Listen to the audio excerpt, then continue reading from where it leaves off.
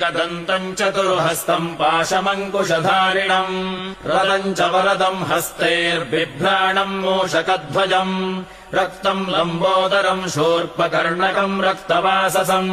रक्तगन्धानुलिप्ताङ्गम् रक्तपुष्पैः सुपूजितम् भक्तानुकम्पिनम् देवम् जगत्कारणमच्युतम् आविर्भूतम् च सृष्ट्यादौ प्रकृतेः पुरुषात् परम्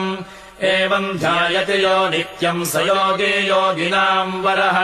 नमो व्रातपतये नमो गणपतये नमः प्रमथपतये नमस्तेऽस्तु लम्बोदरायैकदन्ताय विघ्ननाशिने शिवसुताय श्रीवरदमूर्तये नमः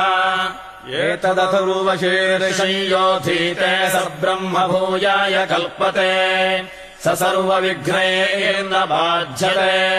स सर्वतः सुखमेधते स पञ्चमहापापात् प्रमुच्यते सायमधीयानो दिवसकृतम् पापम् नाशयति प्रातरधीयानो रात्रिकृतम् पापम् नाशयति सायम् प्रातः प्रयुञ्जानः पापो भवति धर्मार्थकाममोक्षम् च विन्दति इदमथर्वशीर्षमशिष्याय न देयम् यो यदि मोहाद्दास्यति स पापीयान् भवति।